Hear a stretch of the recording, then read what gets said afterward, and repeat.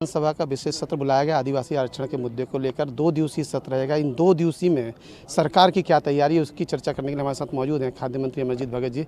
आपसे जानना चाहेंगे कि इस बार विशेष सत्र बुलाया गया आदिवासी के आरक्षण के मुद्दे को लेकर, क्या रहने वाला है इसमें? विशेष सत्र में आदिवासियों के 32% आरक्षण पर मुहर लगेगी। देश की आज़ादी से लेकर के अब तक के जितने भी आप सोपान देखेंगे, जितने भी आप घटनाक्रम देखेंगे, जब भी अगर आदिवासियों के लिए कुछ किया है तो कांग्रेस ने किया है। चाहे शिक्षा में आरक्षण हो, नौकरी में हो, पदोन्नति में हो, हर अवसर पे कांग्रेस ने आदिवासियों को अधिकार दिया है। पिछले कोर्ट के आदेश में जो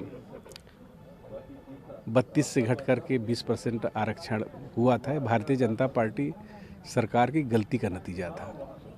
कल उस गलती को हम लोग धो पोंछ के और उसमें मुहर लगाने का काम करेंगे। गलती तो सर डॉक्टर रमन सिंह हो चाहे बीजेपी कह रही, कांग्रेस सरकार में आरक्षण है वो तो 2012 से देते आ रहे थे।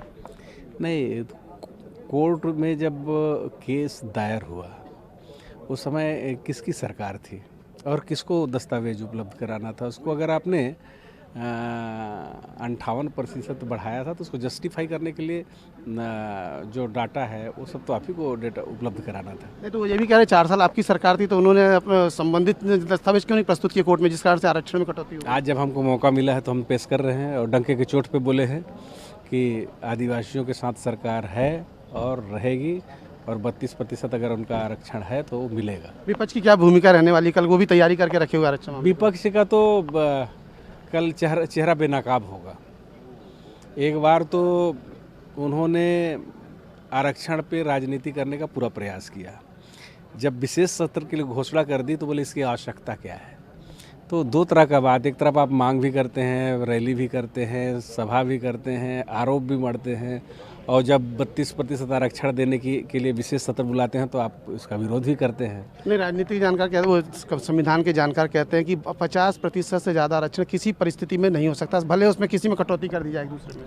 देखिए, तो अगर सामान्य परिस्थिति में 50% आरक्षण का प्रावधान है, अगर 50% से अधिक आपका आरक्षण का प्रतिशत जाता है तो उसको आपको जस्टिफाई करना पड़ेगा। उसके लिए जो कॉन्टिनेंटल डाटा है वो पेश करने की आवश्यकता हो, हम उसको उस दिशा में हमारी सरकार करेगी। माननीय भूपेश बघेल जी कह चुके हैं और इस दिशा में हमारी तैयारी भी है। क्या 3 तारीख से सबको सब जो नौकरी रुकी हुई है, जो भर्तियाँ रुकी हैं, जो आरक्षण का लाभ नहीं मिल रहा है, वो सब समान हो जाएगा छत्तीसगढ़? इसीलिए तो बुलाया गया है सत्र। ये तो अमरजीत भगत जी जिन्होंने कहा कि 3 तारीख के बाद सब स्थिति समान हो जाएगी और जो संविधान लागू हो जाएगा उसका जो आरक्षण की व्यवस्था है, चाहे नौकरी में हो चाहे अन्य चीज़ों में, वह सब यथावत जैसे पहले चलती रही वैसे चालू हो जाएगी। लेकिन विधानसभा सत्र कैसा होगा या तो आने वाले समय में ही पता चल पाएगा।